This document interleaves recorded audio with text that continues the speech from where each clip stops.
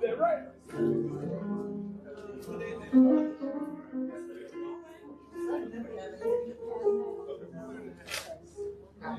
All right, all right, all right. Come on, man, it's everybody's favorite part of the morning.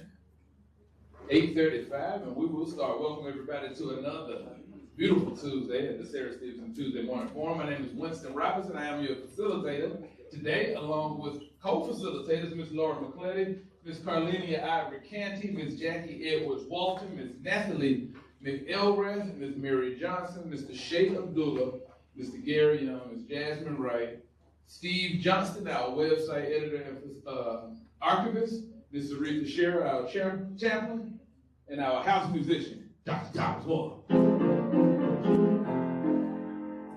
One time. There we go.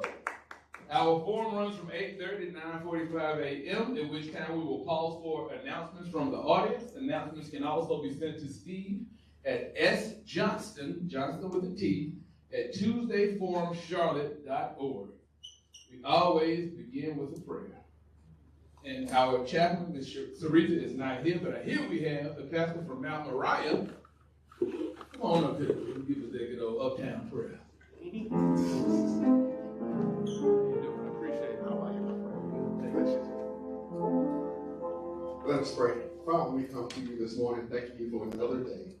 Thanking you for a wonderful fellowship, and thanking you for our being able to be in this place, this space, for information, inspiration, and involvement. So now we ask you bless this moment, not only for inspiration for the day, but inspiration for this week, for this month, for this entire year, for a lifetime. We ask this gathering to be blessed in your most holiest and Son, Jesus' name. Amen. Amen. Amen. Thank you so much. So we always take this time to have a moment for silence. You take out your phone and put it on silent. Don't be the one. Just take it being very intentional. Put your phone on silent right now. We have a streaming audience, so millions of people will see you disrupt our forum. We have a special guest today, and our special guest will be introduced by the smoothest voice in consulting. Mr. Al Austin, please tell us who we have today.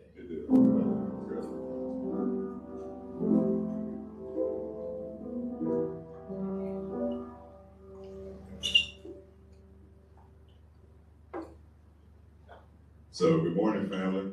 Good morning. Ooh, that was so weak. Good morning, family. Good morning. You guys have already had your eggs and bacon. You should be real alive and real excited. All right. So what? Oh, I need to stay up here. You got to see it. Got it. So I'm Al Austin. You guys know me, former city councilman, but I'm also a management consultant with KRJ Consulting. We are here today to be inspired, to be motivated, and to be lifted. About 2 years ago, I had the opportunity to go on sabbatical. And during that sabbatical, I was asking God, what was my next move? And I got a call. From Ms. Jenkins, and she said, I heard about you. I need you to join me in some work that I'm doing, the mission work that I'm doing. And she had a contract with US DOT, and it went from there. One of the things I found, and this is an unconventional introduction, but one of the things I found out, this is a woman of faith, a woman of inspiration, and a woman of perseverance. When I think back to Nika Giovanni's Phenomenal Woman, this is a phenomenal woman that's going to be with us today. So she's going to guide you through a couple of things. One, she's going to guide you through a faith walk that she had. Faith walk that inspired her and hopefully will inspire you. The other thing she's going to do, everybody knows that June is Small Business Month. So she's going to talk a little bit about the impact of small business, where we are and where we're going, particularly with minority and women-owned businesses. And lastly, we're all kind of in this crisis mode with the country right now. So she's going to give us some real practical tools so that we can move forward and you can take those throughout your day. So it is my great pleasure and it's my great honor to introduce you to Karen R. Jenkins, president of KRJ Consulting. And to give her a hand. Good morning. just as a note, it's okay if you want to sit. Most of our presenters don't stand, but if you want to stand, that's fine. Oh, you're so nice. And also, you have to use mic for the streaming audience, not the room. I have to use the mic for the streaming audience. Hello, streaming audience. Good morning, good morning. Is it loud enough? Absolutely. Thank you. I am honored to be here. I thank all of you for not thinking it the injustice to spend a few minutes with me today.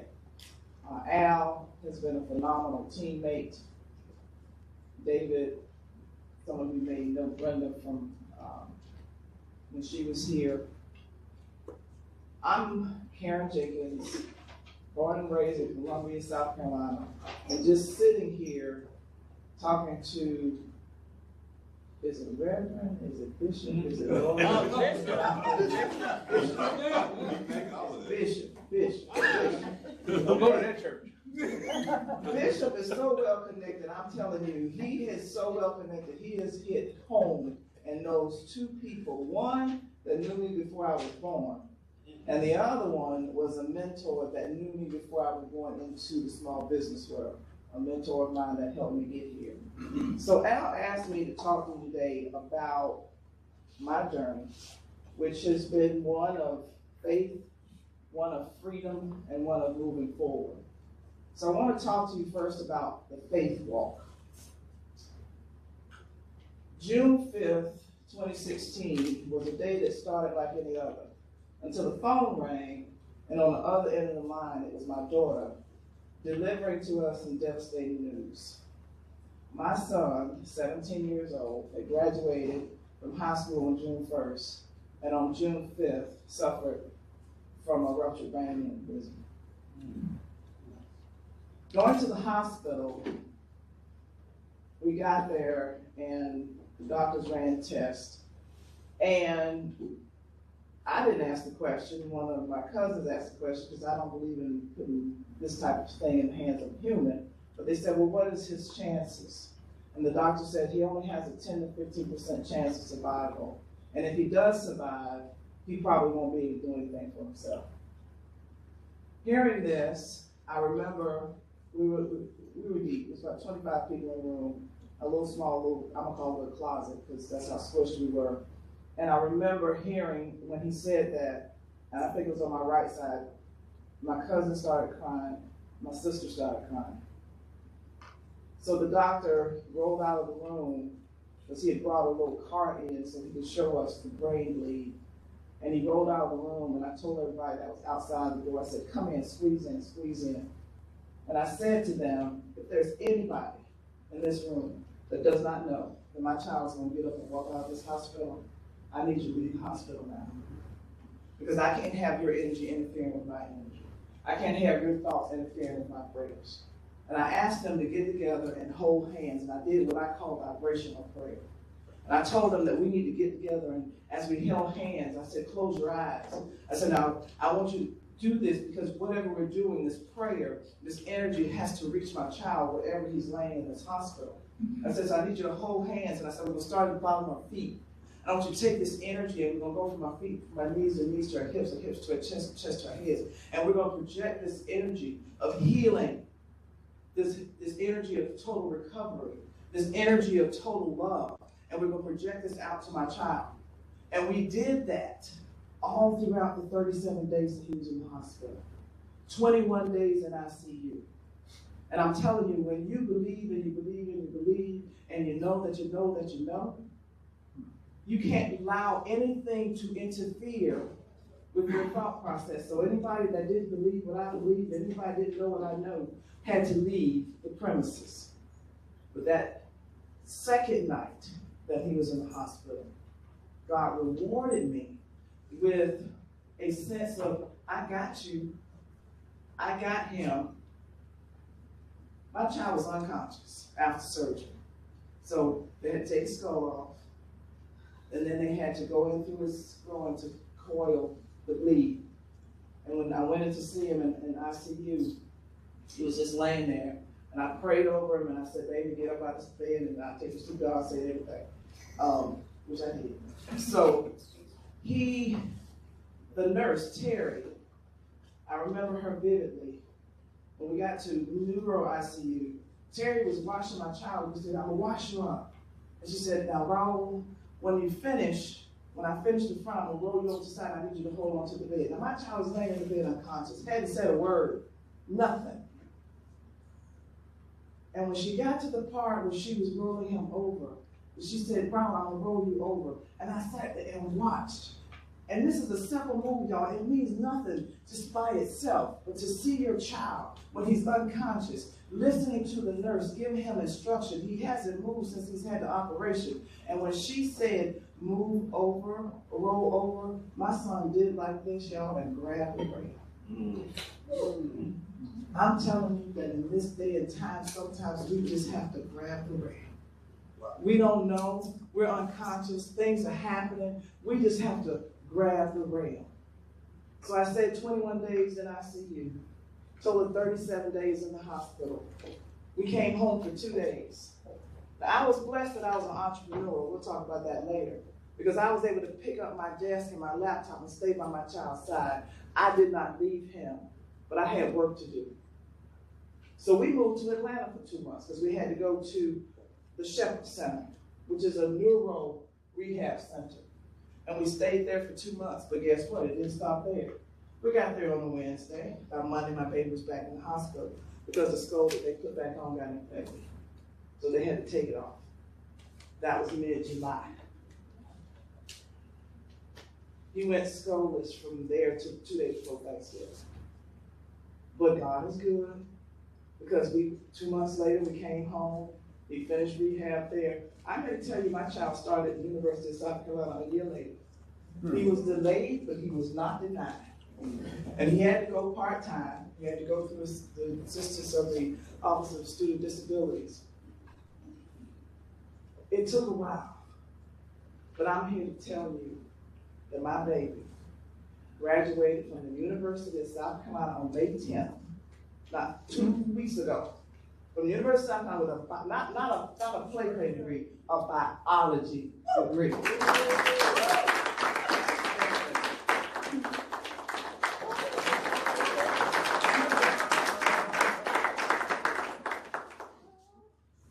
I have been blessed. So when people come to me and they say, Karen, how you doing?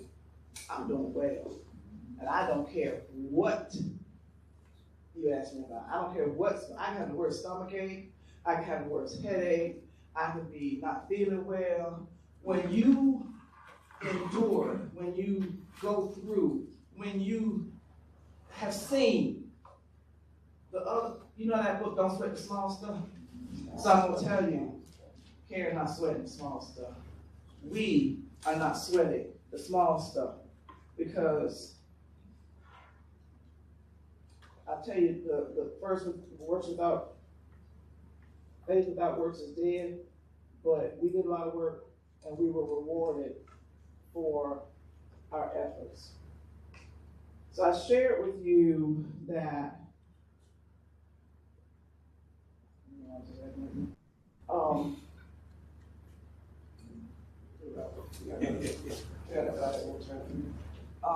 I shared with you that I was blessed in that I came from being a banker. I'm a recovering banker. I'm a recovering mortgage banker. I was in banking for 12 years and almost moved to Charlotte. So I was working for a bank called CNS. We got bought out by NCB. We became Nations Bank. And I worked on this transition team to put the two banks together. Everything was going fine. I got the job after that. And I just knew I was going to retire from the bank. And then they said, Karen, we love you, but your job is going to Charlotte. And I just hate to tell you this, I don't do Charlotte traffic. We have play traffic in Rome. We have a play airport, and I love them both. You know, I can deal without play traffic, and I can deal without play airport because I get to ride in and ride out real quick. I don't have to be there 2 hours early.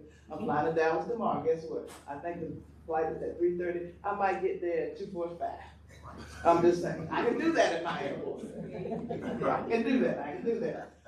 But in going through being an entrepreneur, that was one shift, right? That was one, I'll call it a pivot. because you have to make choices. And I did. I prayed on it. I don't just make choices. I said, God, if I'm supposed to be in Charlotte, make a way. If I'm supposed to be in Columbia, make a way. And he made a way. And I went to a company called RBMG, which is a mortgage company.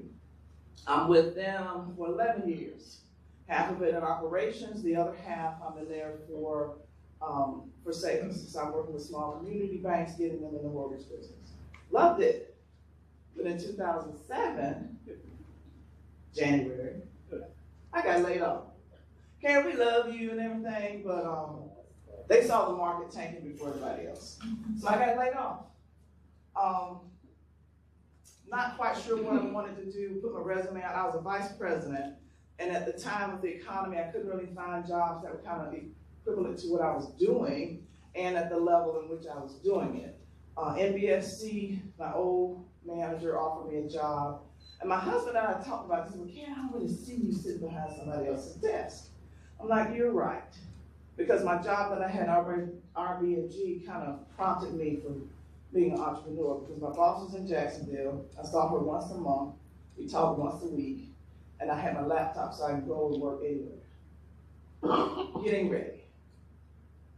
So my friend that I was talking to the bishop about called him. He was a mentor. It's like, okay, you're an entrepreneur. I don't know many, but help me understand. And I took the lead.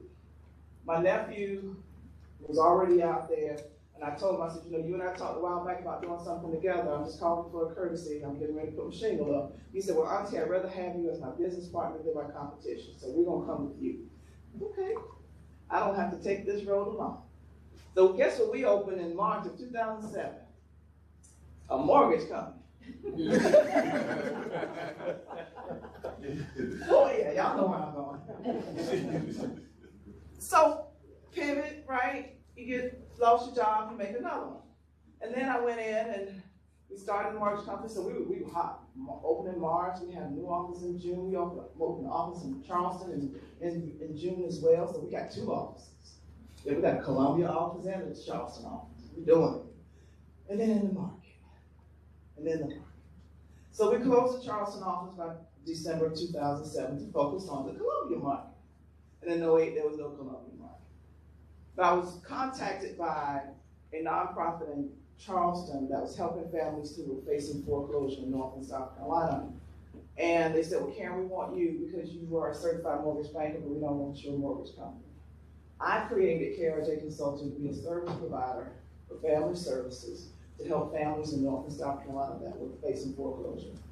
So from April of 2008 to December, we saved about 148 families from foreclosure, working with them and working with their members. In 2009, they took the actual one-on-one counseling back in.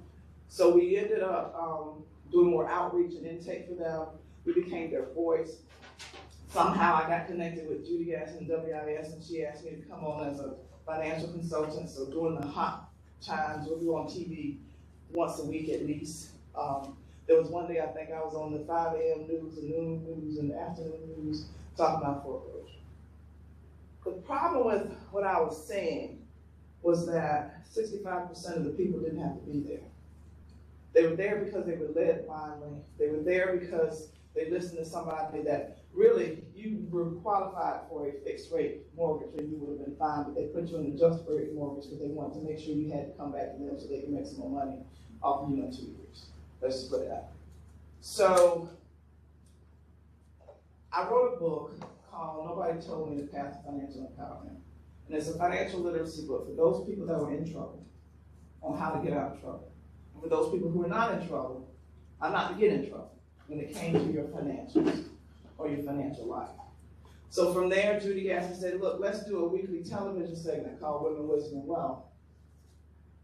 2 minutes on the Live at 5 news show. We would come on, initially talking about the foreclosure stuff, but eventually talking about personal finance, then life, and then entrepreneurship. Did that for 5 years until my dad got sick. Dad got sick in September of 2015. We were blessed. He went in September. He had 6 surgeries in 7 days. But God blessed us and gave him extended life for another 4 months. That was January 2016 when he passed, and then he had the rupture aneurysm in 16. So I know about trauma. I know about chaos. I know about stress. I know about crisis. But I can tell you, through it all, there wasn't a moment that I did not know that I was covered, that I was protected, that I was anointed, because God was with me every step of the way. And in most cases, guiding my steps. I'm a praying woman that will ask for guidance. Reveal to me what it is that I'm supposed to be doing, the direction that I need to go in. And when you're quiet enough, you can hear him when he's talking to you. But what happens with us is that we are so entrenched in social media, the news, television, all of this stuff, all of the noise. We're getting overly stimulated. So your body is getting overly stimulated to the point it's almost like your brain got your gas pedal down the whole time. And then when you go to sleep, you can't even get good rest because you're replaying all the stuff that you just watched. When my dad got sick, I had to give it all up. I gave up Scandal. I gave up How to Get Away with Murder. I gave up the news. I did.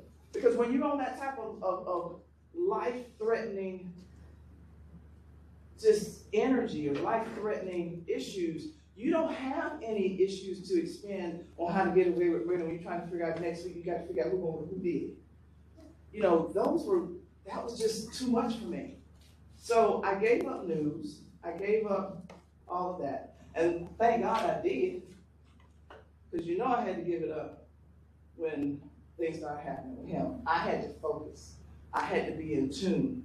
And I could not have any negativity around me. They say protect your heart. Protect your mind. Well, in doing so, you have to not be fed all that food mockery that's out there in the world. I know where we are right now.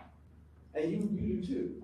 But what I shared with my team is that we got to mind our business. And I'm going to ask you to mind your business. All the stuff that's going on, I'm not telling you to stick your head in the sand. I'm not saying to just totally ignore. But I tell you what, on my phone, I swipe right maybe once a day. If there's a headline that I need to pay attention to, I'll read it. Other than that, you're not going to see me in the news. You're not going to have me looking at all of the social media stuff. I glance social media for work. I have a timer on my phone. So for LinkedIn and Facebook and Instagram, after I've been on there 10 minutes, it says 10 minutes. 10 minutes, 10 minutes, take a fresh shower. I'm sorry. But you have to take control of your life, because if you don't take control of your life will control you. And I'm an energy person. So what I share with people is you're responsible for the energy you bring into the room. And some of y'all go to the store and you walk in and you see the lady at the cash register, and then she done cussed you out. She done said something ugly to you. And then you're like, oh my God, what's wrong with her? Well, how's she doing that? And the question is, what did you bring into the room? Because I promise you, if you came in with some joy, some happiness, and some good positive energy, the likelihood of them doing that to you is probably null. But here's what happened to you. You got up this morning and spilled something on your tie. And on your way out, you stumped your toe. And then you got in the car and heard some hissing, your tire went flat. So now you're late for work, right? And then you finally get your tire changed and you're on your way to work, and then the train comes and delays you even more. And you're trying to get there because your boss is trying to meet you. You don't really just really meet with your boss like that, right? So what kind of energy are you carrying at this point? You're carrying that catabolic energy. That same level of energy that if a bear was trying to chase you, that you'd be running in there, and you all like that. But you don't feel it because you're in your head. And then you walk in this room full of people, you're walking there with your boss, you're walking with your employees, you're walking with your parishioners, and you got all this that you're carrying, and then you walking in there and go,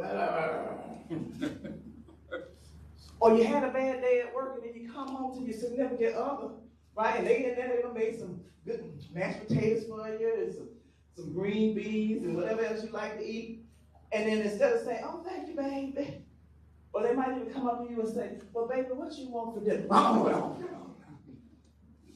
You're carrying all of this stuff, and you're projecting it out on other people, and they're responding to you.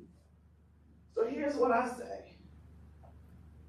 You are responsible for the energy you bring into the room. So before you go into the room, you might need to get an energy check. And it's about being present. How many of y'all have driven to work and didn't remember the ride? Everybody need to put a hand up. How many of you have driven home from work and looked to your right and said, oh my God, where did that building come from? How many? Why is that? Because when you are driving, you might even have the radio on, and there's nobody in the car with you, but you done had about 12 conversations. Oh my God, what am I doing when I get there? Oh, I can't believe you said that. Oh, the game was good last night. Oh, what I got to worry about? Oh, I can't, oh, did my shoes look all right? Oh, did I need the money? So, am I telling the story? So you have 552 conversations going on in your head. So here's what happened to me. Told you I gave up the shows, and then I gave up the news. So really, I was riding in the car, no radio, no nothing. My kids, Mom, what's wrong with you? Why you got to ride in the car with no noise? I need peace and tranquility. So one day I'm riding, and I remember coming on Clemson Road, I'm getting ready to make a left on Hardscrabble, and I'm looking to the left, and I'm seeing the McDonald's and all this stuff, and I was like, wait a minute, it's quiet in here. And I had to think about it. So, oh no, it's quiet in here. I was like, wait a minute, is there something wrong with me? It's a little too quiet. So I called my sister, I said, girl, I think I'm turning into Buddha. It was that quiet. And I don't know about you, but I need you to test yourself and see how many times you can catch your mind being quiet. Being quiet is like that sense of giving your brain that rest. When I told you when you got your foot on the metal and your brain is going all the time, you're overstimulated, you're getting this and you're all playing little games and all that other good stuff, over-energized. When you give your brain that break, what I found about 3 years ago was meditation. I go to a meditation retreat. And when I do the meditation, that is an opportunity for me to quiet my brain. And here's what happens in meditation. So I'm going to tell you because I want y'all to try it out. But I don't want you to give up when you try it because this is what's going to happen. So you're going to have some nice little meditation music, and it's going to be, and then you're probably going to do some whole hum. Maybe, maybe not. And then you're sitting there and you're quiet and you're focusing on the breathing. And then 7 seconds later you go, did I turn the stove on?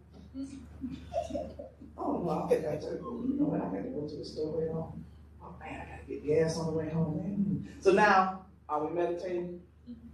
We are, but not really. So you catch yourself thinking and you go, okay, reset. Okay, let's try it again. And then you go back into, man, that Knicks game sure was good last night. And then you go down another rabbit hole.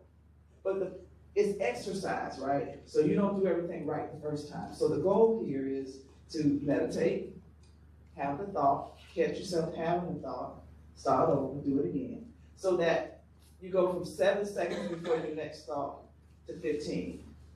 And then you practice, and then you go to 20 seconds before your next thought. And then you go to 30 seconds before your next thought. Let me tell you about that. The reason that is so powerful is because that's when you can hear God. And let me say that again. The reason that is so powerful is because that's when you can hear God. When you quiet yourself enough to have a download, for Him to speak to you, for Him to say whatever it is He needs to say to you. Because I'm going to tell you how we do. We call ourselves having conversations with God. That's a prayer, right? Right? Yes or no? Yes. No, it's not. Y'all been fooled. Because let me show y'all how y'all have y'all prayer. And tell me if this is a conversation. Dear Heavenly Father, thank you for allowing us to be here today. Lord, we thank you for keeping the hedge of protection from us and our families. Lord, we thank you for the many blessings that you've given us, Lord. Lord, we thank you for just giving us our gifts and our talents and allowing us to serve. Lord, we thank you for protecting our families. We thank you for allowing us to walk in your grace and your mercy. In your dear Son's name, amen. Let me give you another example. What's your name? Here. Gary. What's your name? Hey. Okay. Gary, how you doing today? Bird. Good. No, let me ask you a question. Today I'm talking to you, then I tell you, okay, bye. And how you doing today? Enjoying the talk. You enjoy my talk? Well, I'm glad I was able to help and give you some information. So I'm going to ask you a question, or just make a statement. I just want to say thank you. Thank you for allowing me to be here. Thank you. Did I have a conversation? Talk at us. I talked at you. And the part that I could have gotten better, the thing that I could have done to have a conversation was what? Listen. So I just need you to go to that last part where you were thanking God for his blessing, and you said thank you for all of this. And before you close out the conversation with the amen, I need you to sit with just a little bit of silence. Good morning, man. Can you sit with a little bit of silence? Your little bit of silence is you giving God the respect to say, hey, I said all I had to say. I'm listening. I'm listening. Now, I know all of you have had your little download moments because y'all have been in the car and you were probably quiet, I'm guessing. And then all of a sudden, this aha moment hit you out the blue and you didn't know where it came from. How many of you have had that happen? These aha moments. That was because you were quiet. That was because you were in receptive mode. That was because your energy was one that would allow him to say what he said, because he says stuff to us all the time. And this is how it normally goes. Yeah, that's right. Yeah, I need you not to go down that direction. Yeah, I need you not to go down that direction. Yeah, don't go down that direction. Yeah, don't go down that direction. It's just all over the place. No. Ed just doing his thing. Yeah, don't go down that direction. And then Ed started going down that direction. But he already told you not to go, but you couldn't hear him, so he trips you up. So you still kind of going in that direction, just a little trip, and instead of slowing down to say, hey, God, talk to me, you give me guidance, you keep going because you're not listening. And then sometimes instead of tripping you up, he'll knock you down. And you figure out, Lord, what lesson am I supposed to, and how many of you do that? Some of y'all go, oh, well, it's me. But how many of you stop to say, what lesson was I supposed to learn from that experience? Because all of us are going through lessons, and when we talk about lessons, somebody said, well, Karen, did you fail? No, there's no such thing as failure, because y'all act like failure is permanent. Failure is not permanent. Death is permanent, but failure is not. Life is about an experiment, so you got a hypothesis. I'm going to go this way, and this is going to happen. And if it doesn't happen, what do? Oh my God, I'm not failing, I can't do anything. No, you reset, you look at it to say, oh, I could have done this better, I could have done that better, and then it gets better, correct?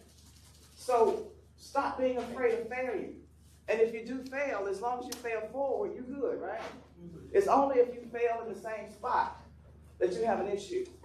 So let's stop with this, oh, I'm afraid to fail thing. Because there's no guarantee. I had the blessing to go attend a tea with Governor Westmore. I'm sorry, I had an opportunity to go to a tea to attend that Governor Westmore attended about a week ago. And they asked him the question about, what do you do about all this uncertainty? And the first thing out of his mouth was that we will never guarantee certainty. Ever. Ever. Never. So why would we think we're supposed to have some certainty now? Now, I understand in our current climate, it's like whack-a-mole. One day is this, and the next day is that.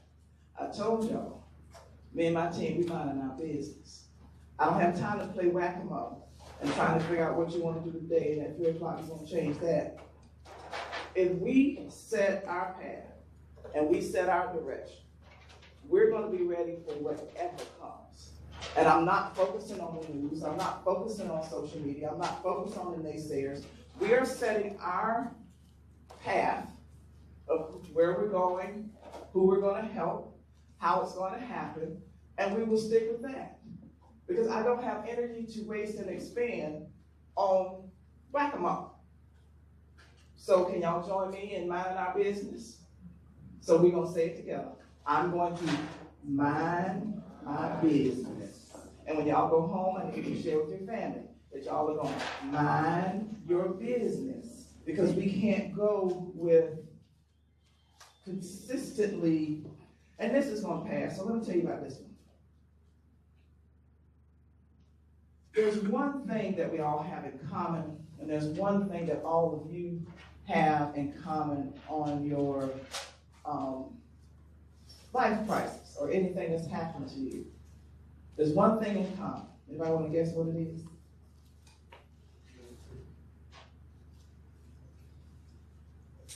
The one thing that all of that has in common is that I don't care what life crisis you went through, what happened, when it was, you went through it. You didn't get to it and stay there. You didn't stop living. You didn't stop whatever you were doing. You went through it. And we get what I call spiritual amnesia. Spiritual amnesia means that God has gotten you through everything, the crisis you've ever had in your life, and then you meet the next crisis and act all brand new like he didn't do that for the last 2,500 that you had. I'm just asking, how many of you have spiritual amnesia? Don't tell the truth. Where's my hands at? Y'all know what you do? Run out here and get hit back out, Mama! That's the first name you call, then you gonna call him God. I know. Been there, done that. So, we're going to mind our business, and we're going to make sure I'm covering it. I don't know why this is going to me up. Anyway, my son is going to get it back. Thank you, son. Just making sure I'm telling y'all everything that Alan can tell y'all. Because I work for Alan. Y'all think I'm laughing? I work for Alan. I understand. Al say jump, I say how high. So basically what I've covered for you today is tips on how to maintain your faith, tips on how to create your own freedom and not be a slave to or victim to what's happening in your environment, and tips on how to move forward. As a nation, we are going through a lot right now. But as I said before, you preparing yourself to pivot, which means that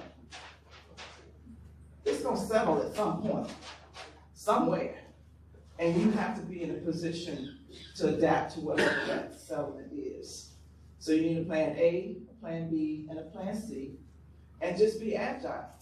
And know that God is going to get us through this, because we're not going to be that one that has the spiritual amnesia. We're going to remember that God has gotten us through every single past that we've had. And we're going to make sure that we carry that right energy. Where your mind goes, your energy flows. What you focus on grows. So you need to be careful about what you're allowing in your circle. Your thoughts leads to your emotions. So if you're down, you're going to have negative thoughts and negative emotions. Your negative thoughts and emotions are going to lead you to some type of negative action. Well, if you had positive thoughts, you would have positive emotions, which will lead to positive actions. So be careful about what you're thinking about. Be careful about what you're surrounding yourself with. On the back board somewhere, it's not there anymore, there's a QR code. You can listen to my TEDx talk that I did last May. Listen to it, make comments, share it. Just trying to get the word out to people about how do they empower themselves? How do they empower their families? How do you take ownership? We don't have to sit here and be at mercy to nobody, right? So mind your business, have your plan, and let's move forward. Thank you. Wow.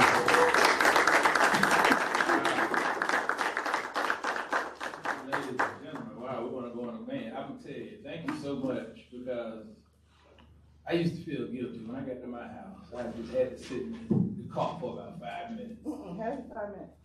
Now I can tell my wife had to get the energy out. No, Now she's ready to toss me that 2-year-old. Like, no, not yet. I gotta get this energy out. I'm just in the car. Okay, so now we have questions, ladies and gentlemen. If you have a question, we will add your name to a list, and we will have Jasmine bring a mic to you. Please make sure your questions are no longer than a minute, and make sure your question is a question. We do not debate. The answer you receive is the answer that you have. Do we have anybody with a question from the audience? Oh, here we go. We got Cole, then Councilman Drees.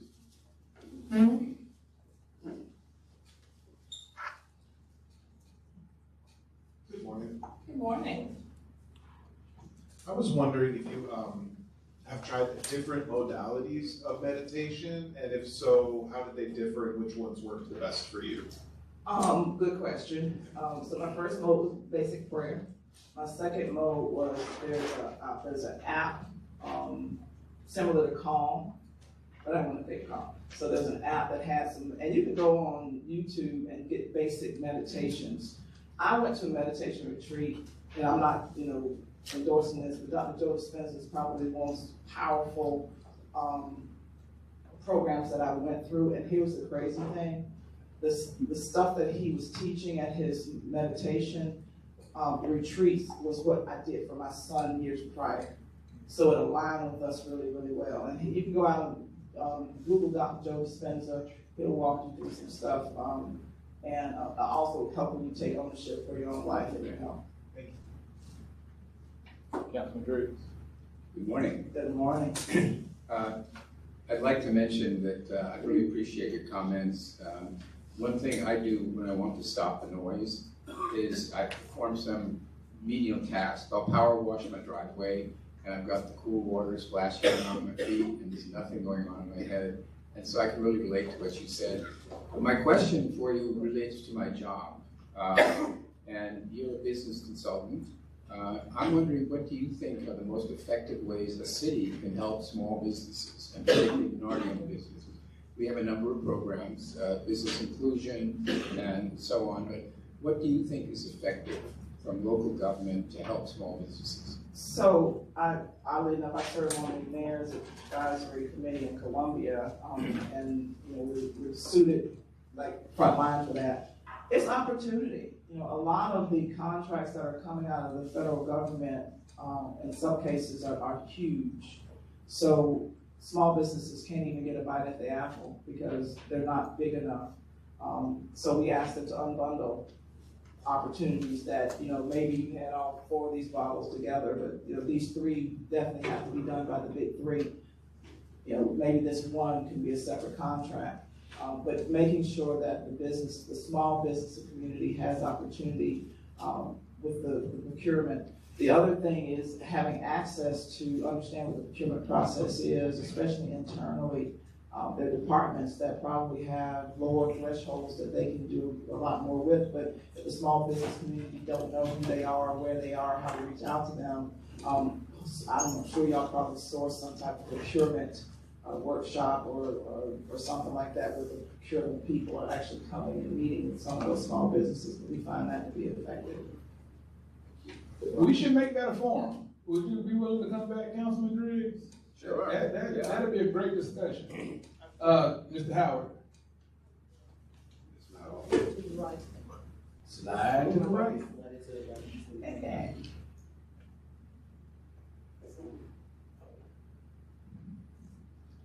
Okay, to answer me. Ms. Jenkins, you didn't share historically kind of some of the things you've done in Columbia. Could you do that? And could you share actually what KRJC does? Of course I can. Okay.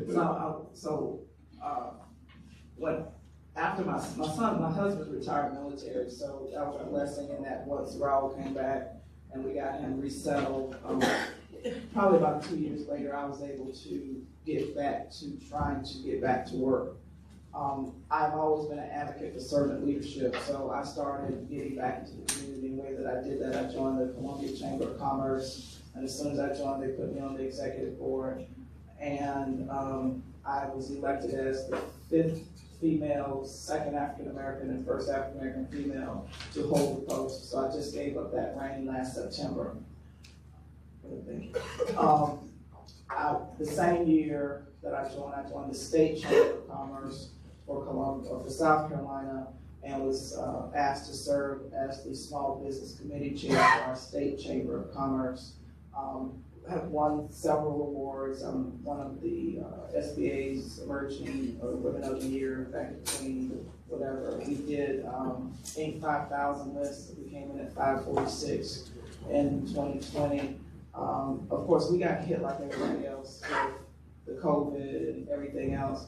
So, you know, from a business perspective, we're whirling now just like everybody else, but we're resilient just like everybody else. So we know how to pivot. We do what I call workforce and organizational development. On the workforce side, it's anything human capital. We do leadership development, we do coaching, we do staff augmentation. So we have people that we hire and they go work out at Fort Jackson, some of these other military bases and other client sites from 7:30 to 4:30 in the afternoon. They're on our payroll. On the organizational side, we do strategic planning, program management and development. We do engagement, outreach, facilitation, program management and development. We just concluded a project with the U.S. Department of Transportation, Office Secretary of Transportation, 2 years. That's what Al was working on diligently and David. But if you think about Guidehouse, ICF, Pricewaterhouse, McKinsey, Boston, those are very large consulting firms. They're the larger version of us, but we're the smaller, more agile version. All right, we have Ms. Jackie, then I'm gonna ask a question, and we have Gary. Thank you so much for coming. Can you tell us a little bit about your work that you did in Charleston in the late 2000s around mortgages, loss mitigation, foreclosure, housing counseling? So there's an association of housing counselors here in Charlotte. So this is I'm gonna try to make it short. I'm a certified mortgage banker. I went to a 3-year program to get that. So when I went to help with the mortgage counseling, the foreclosure counseling, they told me, well, you have to be a certified housing counselor. I was like, what? I can teach this stuff. So what? So when I went to the Association of Housing Counselors, they recognized that it's okay, well, you can exempt the class for the Class A track, but you have to take the test. Okay, so I took the test, aced it. And then they said, well, no, you got to take the B class. And I tried to talk them out of it, but I'm glad they did, because I went through the class, I met Kenny Smith, and he and I have been friends ever since. But after we went through the class, we started teaching the class. Well, as the crisis grew, they needed more foreclosure counselors. And they brought me in to actually write the curriculum for training to update what they currently had. And after I did that, then I did the actual more training of the foreclosure counselors, housing counselors, and then I did continuing education for them. So I've always been injected in that world. And then I did some consulting work for Fannie Mae around mortgages, some other, in addition to family services down in Charleston. I love that work. It was just slow. My kids needed milk. So, we had to pivot and go into management consulting. Thank you. So I have a question more about the context of your presentation. So for someone who's also living an entrepreneurial life, my mind, my spirit, and my body move in different directions. And any attempts to meditate or have deep prayer will often result with me waking up the next morning. I don't even know when I fell asleep. How did you control that space to actually do the things you needed to do? Like, how did you find that space to pray without just crashing? It's tough. So, mind, body, and spirit, I'm going to talk to you later because I need that to be in alignment. It does not have to be opposite, right? And meditating and falling asleep, there's nothing wrong with that either. Because what's happening with your mind and meditation is that little space right before I'm awake, right after I'm awake, and right before you fall off. So you are going to fall off asleep. But the good news is that you've been meditating and you've been downloading this solid spirit, this solid energy, and you've been focusing on nothingness. which calms the brain, so when you fall off to sleep, these things are still interacting, but they're positive things that are interacting, so that's okay. When you wake up at 4 in the morning, and I'm supposed to, how many of y'all wake up like 4 in the morning? That's God. That's a perfect time to meditate and fall back to sleep. Did you understand? That's a perfect time to meditate and fall back to sleep. Now, my meditation coach wants me to get out of bed and sit up and meditate and fall asleep in the chair, but I do my bed. And I pray everywhere, okay? Now, I don't meditate everywhere because I can't be driving, close my eyes. But I'm in my car, I'm praying, I'm having a conversation. Sometimes people say, oh, that lady over there singing. No, she over there talking to the Lord. Or I'm in the shower, okay? To TMI, I know, I'm in the shower every morning. Me and the Lord have the shower prayer, right? That's my time. You got kids, you got to take it where you get it. So when you're in the car, turn the radio down, have a prayer. When we get in the car, we drive, I don't care where we're going. My son and I got in the car, as soon as I put it in the drive, guess what we did? We prayed. I'm going to Dallas tomorrow before I get on that airplane, I'm gonna pray. Right, y'all pray for me because I'm going down. Y'all got your homework assigned? Okay, thank you. My question is in reference to your business, and you're working with other entrepreneurs, is that correct? I do offer some support to other entrepreneurs. Okay, and that was gonna be the basis of my question is, for other people that are interested in becoming entrepreneur. Now, we know that the foundation that you have spiritually, but in terms of assisting them in being on the right, getting on the right track and becoming successful businesses, how have you been able to assist those entrepreneurs that will come to you through your business? So most entrepreneurs come to me come to an event like this, and after say, oh my gosh, Karen, I'd love to go to lunch and pick your brain. And that's what they're supposed to do. And in the beginning, when I didn't have a lot of clients, I could say yes. So I've always mentored and coached other small businesses.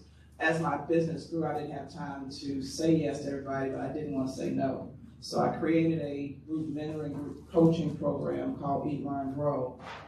We were doing it monthly, and then I had to go to quarterly because of time, but they come and sit with me for lunch. All I have to do is pay for their lunch, and they can ask me anything they want to. If they can send me something ahead of time, fine. We are a certified DBE, Disadvantaged Business Enterprise, through the South Carolina Department of Education, South Carolina Department of Transportation, as well as the one here in North Carolina. South Carolina brings us in about 4 times a year to provide that, so they pay us, but it's free to the DBEs to come in and do a variety of trainings on small business, so we help them support. We actually have just launched in February I'm gonna call it a group mastermind. It's called the Cineverse. So my group of small businesses and other people that reach out to me and say, hey, look, I wanna be a part, I want coaching, I wanna connect, I wanna be in a community of like-minded businesses, said they wanted more. So instead of making it just local to Columbia, we created the Cineverse, which is an online mastermind group, and there's a economic version. We have a silver version, which is economic, I think it's like $49 a month. And then there's a higher level that gives you more access to me and to stuff that we have to. And then probably by the end of the year, we're going to launch an actual platinum level where we'll be having actual one-on-one come into my office and sit down with us. So if you want information on that, I think, I don't know if the PowerPoint's still up, but the QR codes for the TEDx talk, and there's QR codes for the Cineverse if you want information. If you're new to business, I recommend the Small Business Technical Resource Center. They're, in Columbia it's the SBDC. Here is a T in the word. They're housed at the CCCP here in Charlotte, but they provide free consulting for small businesses. And it's some of the best consultants out there. There are consultants that will work with you, but they're going to charge you money. But this group is normally supported by a local college and the SBA and the city. So use that as a resource if you are new. If you are a business and you are looking for entrepreneurial connection, support, guidance from somebody that's been there and done that. Small businesses are about 99.4% of all businesses in the country. So we're the backbone of our country, but most people don't know that. But most businesses are gonna fail within the first 3 years of opening. So you have to know what resources you have, because what I learned as I was going down this entrepreneur's journey is I didn't know what I didn't know. So I had to go and find resources. I had to connect with other people. I'm in the Women's Presidents Organization, another group of women entrepreneurs that make over $1 million in revenue. I'm in a Vistage group that we meet every month, facilitator, and there are other CEOs, because it's also lonely out here as an entrepreneur. You know, when I was in corporate America, I had peers that I could talk to. I had a boss that gave me guidance. Entrepreneur, you're alone. And that's kind of scary. So I had to go and find people that I could trust, be in a community of people that I knew that weren't going to, guide me in a ditch. So there are lots of resources. SCORE, if you're getting started for the first time, SCORE.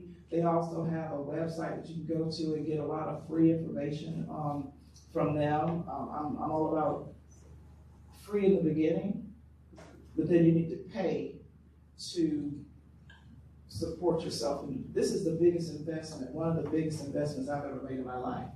Not just from a money perspective, but from a time perspective. So you need to make sure you're protected. You need to have the right resources in hand. All right, we got Gary, then we have the QR code if you wanna show people how to find the things you alluded to earlier. And I have a question after Gary. Oh, excuse me, hold on, Ms. Carlene. Give Ms. Carlene the microphone. Well, I know some of my comrades over there had two questions. I guess piggybacking off kind of what you stated. First question, I'm right here in front of you, Gary. I'm sorry. I saw you looking. Okay, that look crazy. Okay. Look, I'll point you in the right direction. First question. You notion, COVID hitting you hard as it did so many other businesses. What would you say was your biggest pivot with your company and your business around COVID and after and since? Oh, wow. So prior to COVID, we had gotten up to like 34 full-time employees and we had about 14 consultants. After that, we lost a few contracts because, things happen. The first thing we did when COVID happened was we shut our office down on March 16th. And then in the efforts of what we do, I had the Eat, Learn, Grow group. There were people out there that did not know how to work from home. So we put together a workshop on how to work from home, because that, you had to know how to secure your information, how to separate your life from, work life and that life.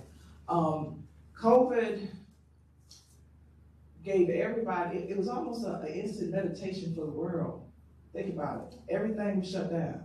You had no new shows, you had to watch reruns of this, that, and the other. So it was almost a reset for everybody. Our goal, we were in a federal development program, and we were already moving out of that program. So we were preparing ourselves to pivot to not just do federal work, because 98% of our work was federal. So we started pivoting out into doing state and local and corporate work was probably our biggest piece. And that's what we're doing now. And I shared with you, I used to do the television series for 5 years, so people in Columbia still think I do financial planning. I've never done financial planning, right? Why else would you be on television talking to these people about their personal finance? That was my give back to my community. I just wanted people to be able to, better prepare themselves financially. So we're now letting people know who we are and what we do. In Columbia, we're known as we go out and meet different people, we're one of the best kept secrets in Columbia. But we're trying not to do that here in Charlotte. We want to make sure that people know that we're here as a resource, not just for small businesses, but corporations, for local municipalities to leverage our expertise. We are truly the smaller version of those larger firms. And we call ourselves, I call us, we're the Chick-fil-A of consulting. Because we want to make sure that we leave you in a much better state than we were when we found you. and we're a trusted advisor that all of our clients keep calling us back and call us for crazy stuff too. Sometimes I have to say, listen to the client. Go ahead, Gary. Point of privilege. All right, point of privilege. I appreciate it. All right, I guess my second question was, you have an extensive experience around Chamber of Commerce and being involved. We pretty much have a fledgling Black Chamber of Commerce here in Charlotte. So my question for you is, what do you see are the key characteristics and missions of a Chamber of Commerce to be successful in the ecosystem? So from so most chambers are there. Most chambers are in place for advocacy. So when I look at our state chamber, it's there for advocacy. So we have a what you call people to go to the state house. Lobby. Thank you. You have lobbyists that, we want to make sure that they're doing stuff and making rules for that. But everybody gets to take advantage of whatever that they're lobbying for. If you think about it, if you are a non-member and they push for this particular water bottle, then non-members gonna get to take advantage of that water bottle too. So then for a chamber, then why would somebody want to join? It's the chamber's programming.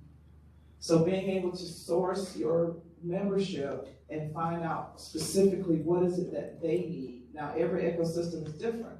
Some people want to have procurement workshops. Some people want to have access to this. Some people want to have access to networking events that puts them in the room with other businesses that they can partner with. So it really depends on your membership. But here's the other piece. There's two sides to this equation. I joined the chamber twice. I joined it in 2007 when I opened up my mortgage business, gave them my money, went to a few events. They came back the next year for re-up, and I said, no, thank you, because I got nothing out of it. And then I watched a friend, he and I started our business about the same time. I watched him go join the chamber under the new leadership and went to work. And I was like, oh, okay, because it's not about who you know, it's who knows you.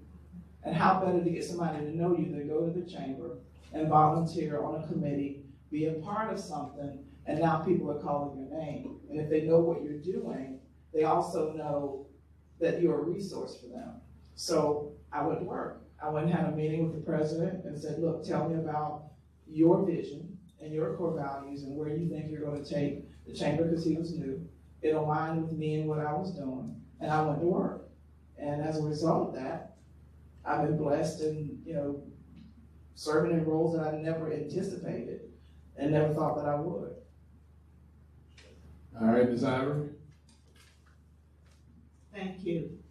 One privilege too. I want to first say thank you, Karen. Thank you for coming from Columbia. Al, thank you for bringing Karen. I had an opportunity to meet her before. She's a true inspiration. The Eat, Grow, and Learn is an excellent way to converse with people and talk to people.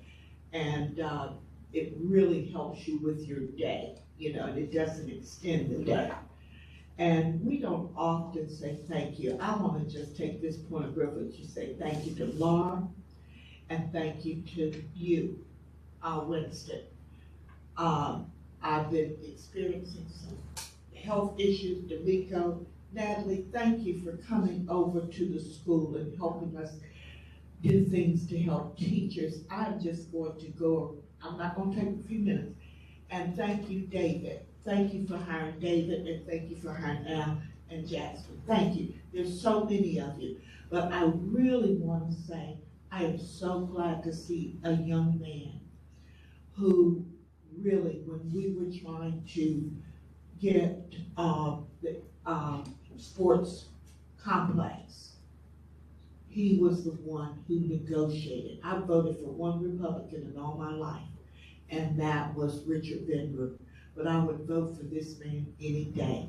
When I served that interim time on council, he helped me so much. And I want to publicly say thank you to Edrix. Well, I'm going to take a point of privilege just because I got the mic. And say to Ms. Carlenia, I was introduced to Ms. Carlenia a year and a half ago, I think, maybe a little more than that. And the warmth and love and support that you have showed me in my just coming into your circle, you are the talk of town in Columbia. You are the talk of town in Columbia. We were talking about you all the way down 77, and I talked about how you are just when we talked about energy, you know, when we talked about energy, we said you're responsible for the energy you bring in the room. This soul right here and the energy that you exude, I want to be like you when I grow up. Yes. Oh, I forgot Mr. Carol Lilly too. Carol Lilly and his wife helped me so much. Thank you. Mr. Carol Lilly. You already know when her son played basketball against my son, she wasn't all that loud at me. Two of my generation's legends, Mr. Scott Lilly and Mr. Titus Ivory, the third or junior, your son. He was the second that played against. Yeah. Independence, North Mid. Yeah. Right? Oh yeah. So my question is, for the small business owner who isn't, who might not be as familiar with the world of professional service and consultation, what is it that you bring, or what would be the value that you say would just kind of be a synopsis of the entire industry? Why should small business lean towards what you offer? It kind of depends on, so let's talk, and I'm gonna talk anybody. So you got small business, you got regular businesses. So on the regular business side, let's say you got a project or something going on and you want to bring in a new program, you want to change something, you want to do that. That requires like a project. And you got 50 people on your team, but all of them have daytime jobs and it's 8 to 10 hours a day. So where's the capacity going to be for them to take on this new role?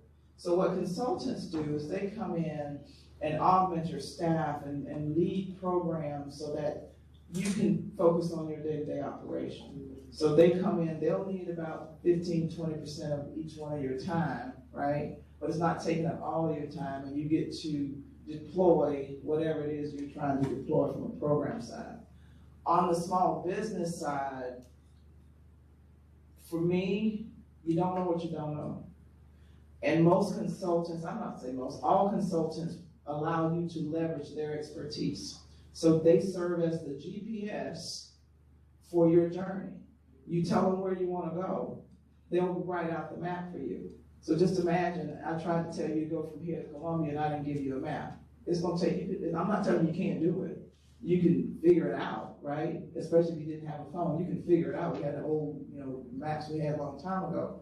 But what consultants do is allow you to use them as a GPS so that you can shorten the distance from where you are now and where you want to be. So I know that's very broad, but each business has a different need. So whatever your need is, if you're looking for, some people come to us for coaching and counseling. Why do you need a coach for a basketball team? Right? Or why do you need a coach when you're training? I have a trainer. Why? Because I'm not getting up going to do it by myself. I'm just saying. But as a small business owner, what is it that you need somebody to hold you accountable for? If you're a solo dolo person and you got something you're supposed to be doing, you got to prioritize these 5 things. How are you prioritizing them? Are you really making them happen? Well, if you got to go and sit down with your coach or your person that you're working with and you got to report to them next week, I promise you might not get done to the day before where it's going to get done. Whereas if you waited and didn't have anybody, that might fall behind accountability. Thank you, Rob. Accountability. So there are a wide variety of reasons why people leverage us. The USDOT office leveraged us because they said, listen, I need a resource that I can trust, that has the backing and information that can help us move our equity plan, our wealth creation plan, to ensure that small businesses have a bite at the apple with this $1.2 trillion. So they were able to leverage us to come in and do that assessment, do that project with them. The next year, they tripled our contract and brought us back because they wanted us to not only do that, we did that so well, they wanted us to assess their operation. Like we were in the Pete Buttigieg's Osdebu office, assessing their operation. We're talking at the national FAA, FTA, Federal Highway, and that was David Howard doing that. That was Al Austin doing that.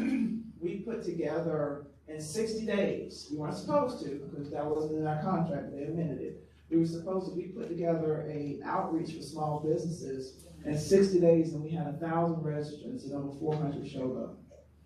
And 200 were online, and 200 were in person. We hosted it at the U.S. Department of Transportation office, and we had people from California, from Michigan, from Florida, from Wisconsin, that came just for our one-day event.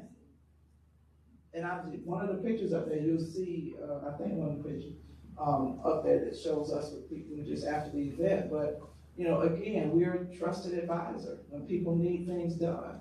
And if we can't do it, we'll send you someplace else. Or we'll find you a trusted resource. Because the other thing I'll tell you, there are people out there that rip you off today and smile at you tomorrow. And some of them don't think they're ripping you off. When I got in the federal space, I had people call me from Greenville, oh, we'll pay you $3,500 or pay me $3,500 to do this, or pay me $5,000 to do this. All of the stuff that I could do on my own, like, cost me $10 maybe. So you don't know what you don't know. So you want to have a trusted advisor that can advise you through that. Now, we're not Walmart, right? We're not Walmart. And I'm not able to play with Tajay. We don't like him no more. Are we Macy's? Oh, yeah. Oh, no. You're not Macy's. It's going down, right? Macy's closing next week. Who are we? We're Chick-fil-A. Chick-fil-A was the. Thank you, we're Chick-fil-A.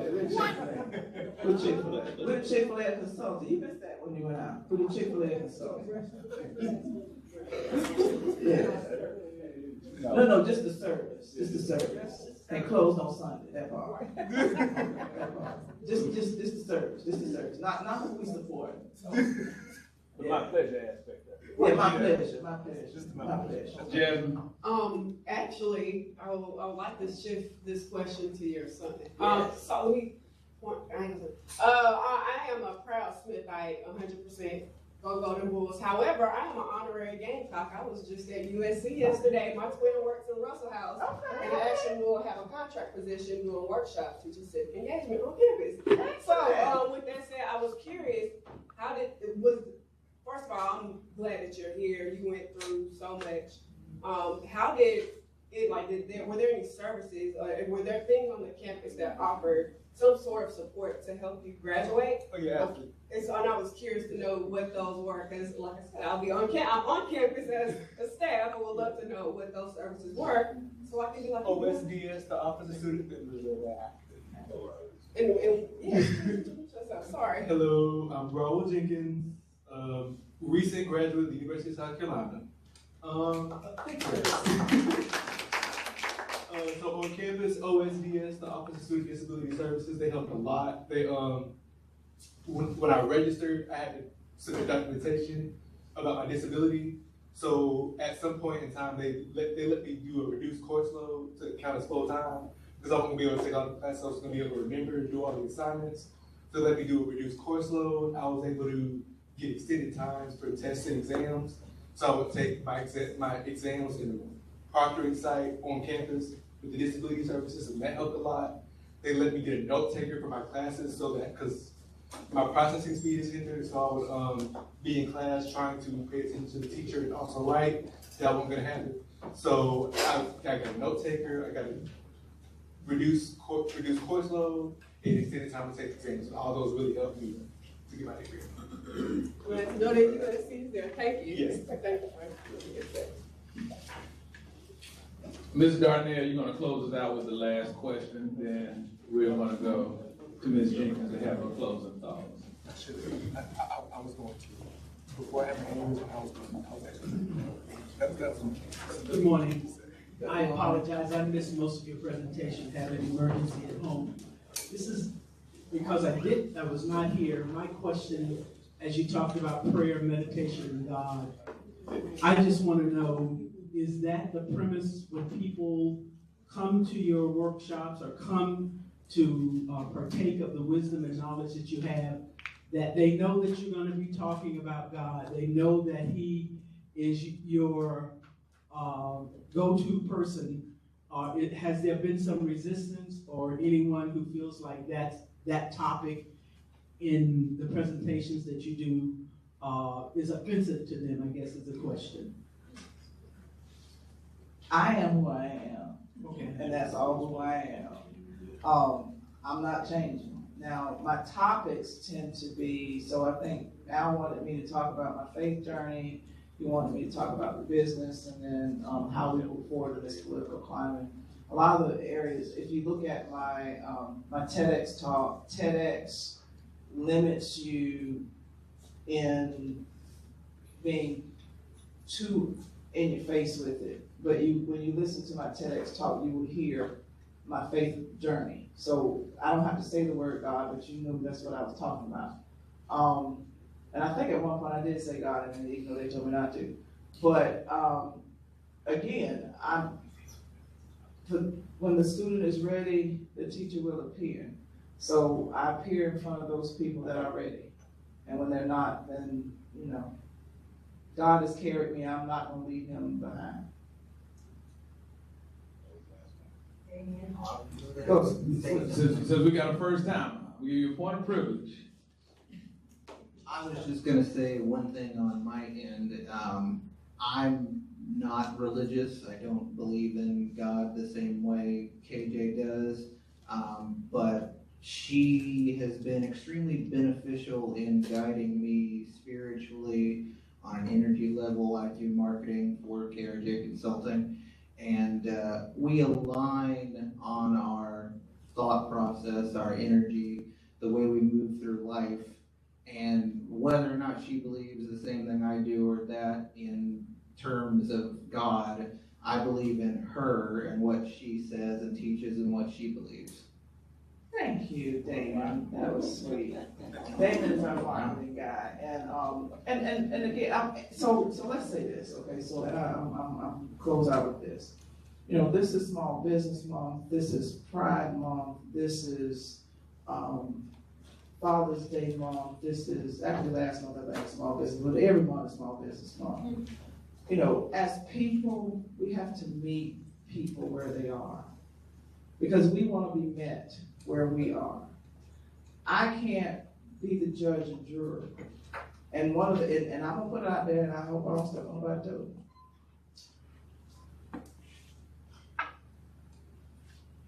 I can't tell you that what you do and how you do what you do is right or wrong. And I feel the same way about people's religion. For me, religions are like a household. The Protestants do it this way, the Baptists do it this way, the AME do it this way, everybody, you know what I'm saying? And I can't tell anybody that what they're doing is wrong. But I can tell you that we all serve a source. Some Buddha people might call it Buddha. Some people may call it God. Some people may call it whatever. But there's an energy in here. This is a power pack. This is something that's keeping us going. And when the battery is taken out, the body stops functioning. And it came real for me when my aunt passed because I knew my aunt loved her. And when I went to go see her, and I had gotten all the meditation and stuff, and I went to see her and I saw the vehicle, which was her body, her soul had already gone back to God. So that thing, that power pack, that thing that keeps us going, that thing that keeps the blood flowing, that thing that keeps the oxygen going through our lungs is our soul. It's the energy. And for me, my belief is that that energy is God. There is no division between us.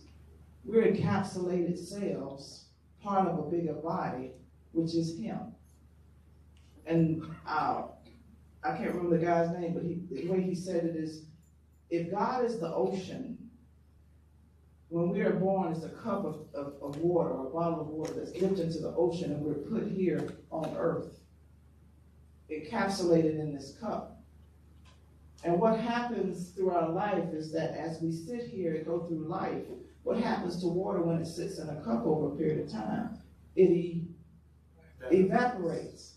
But when it evaporates, where does it go? It goes back up to source. It goes back up to the sky and eventually rains back down, back to the ocean and source. That is our cycle of life. That is who we are. So if I was dipped from the ocean, which is God, and I am sitting here in this cup, and you were dipped from the ocean of God, and you were placed in this cup, then that means that you are backed by the power of the ocean. You are backed by the power of God, which means that you are all powerful and almighty too. So don't you think you can walk a little differently? You can step a little differently if you knew what you were backed by? If you did not say, God is up there and I'm down here, that we are all one, that he is in me. Because here's now. He is in there. And when you go into that place of meditation, you're opening up that door and letting him out, and you're talking to him. He is part of you. And all he's looking for you to do is just go inside and talk to him and touch him and hear him and listen to him. Because y'all always talking about he's omni what? And omni what? Omnipresent, omnipotent. That means he's everywhere all at the same time. Is that not? That's right. But then why y'all telling me he in the sky? The words don't match. He is in you. He is in me. I am telling you, you feel it. I know you feel it. You have to feel it. I feel it every day. And you get the more of the feeling when you do it to your meditation. I was able to feel God and have him show me and reveal to me what it was that I needed to be doing with my son. I need y'all, whatever you're going through, whatever's happening with you, whatever you got going on, I need you to tap it. Don't look outside. I don't care, no drinking, no woman, no drugs, no nothing will ever fill the void in here. Because there isn't a void. You just didn't open the door. There is no void. You don't need anything externally because God is in you. You don't need anything externally because God is in you. And what I need us to teach us, Bishop, what I need us to teach us is how to tap into that. How to go inside, how to meditate, how to draw on him, how to have that communication, how to have him download, and to guide our steps and to get us back to some sense of normalcy. Thank you. Ladies and gentlemen, please. Ms. Karen R. Jenkins. If you pay for the business consultation, you might get the spiritual advice. For free. Before we go into the announcement, please, Jasmine, I would like to recognize all past and present elected officials. Please stand. Mr. Driggs, Mr. Austin, Mr. Howard, Mr. Thedros, our servant. Thank you so much for your service. Do we have any announcements? Quickly. First timers also. If this is your first time, please stand up. And if you would like to acknowledge any affiliations you have, Jasmine will bring you the mic. Thank you, Judge. Good morning, everyone. It's a pleasure to be here today. My name is Montravius King. I'm a proud resident of Still Creek, and I'm also a candidate for Charlotte City Council District 3. I know this is my first time attending, and I appreciate Al for inviting me this morning. I know many of you all do not know who I am, but Charlotte is my adopted home, and I hope to have the opportunity to connect with more people. I'm fortunate enough to be able to have a lot of relationships, but over the last 5 years, I've been focusing on my career as a 34-year-old man. You know, you talk about economic opportunity. And a lot of things, especially coming from poverty, low income, single parent household, Mom doesn't have the capacity to teach you how to focus on your credit. Mom doesn't have the capacity to teach you how to start your own business. So, okay, I'm sorry, I'm going a little bit too far. We need you back in there. We need you back. Visit my website at montreviusking.com, and I'll also have some business cards. But I was really saying that to say I really, really appreciate you for coming out, because a lot of times, you know, young people, they want to know, but the people that are established, they have to make time to teach them also. You know what I'm saying? So thank you so much for coming. I enjoyed your presentation. Thank you so much, Mr. King. What's up, April? Good morning, it's still morning. My name is April Benson, and most of you all know I'm always bootstraps on the ground trying to make sure that we continue to focus and help families that are in transition. A lot has been going on in our city, so we need continued help as well as what I do. My nonprofit is called SHIP, the Sisters Helping in Education, Leadership, and Development, and that is to help women that are in transition.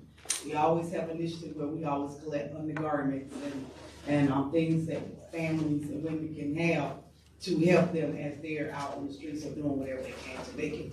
Also for working class families too. But my basic and announcement is Ms. Charlene Henderson has collaborated to do an all-women's town hall.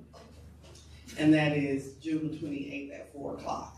Now, most of you all know me. I've been out here in the streets for a minute. Come and support.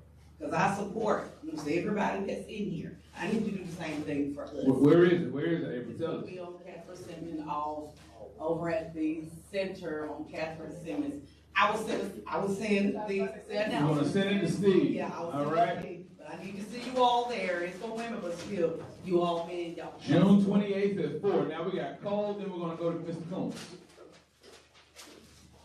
Thank you, everybody. Please join us tonight at the Alor Community Center, 83110 Harrisburg Road. We're hosting the Freedom Ride. This is a group of activists and faith leaders who are coming all the way from New York and New Jersey on their way to the detention center in Geno, Louisiana. They're honoring the history of the freedom rides and the civil rights movement and talking about immigration and other issues. So I hope to see you there and see me if you need the address again. Thanks. All right, thank you, Mr. Combs. Y'all hearing it here first. I'm Ken Coons, and I have decided I am running. And I am running for whatever's open. City Council, County Commission, Mayor, and I will serve on whichever one elects me. And if none of y'all elect me, y'all just go to hell. Thank you, Mr. Combs. Neutralizing everything Ms. Karen Jenkins just told us today. So with that said, we appreciate you joining us for another exciting Tuesday in the Sarah Stevenson Tuesday Morning Forum. Please join us next week. We will show you how to get money. We will have the new group that has, let me pull this up so I can read it correctly. Boom. So we will have next week the upcoming Community Economic Development Incubator Uptown to provide training and capital to Charlotte-based community development corporations and nonprofits. They will show you the way. All right, y'all. See you next week. Dr. Thomas, play us out.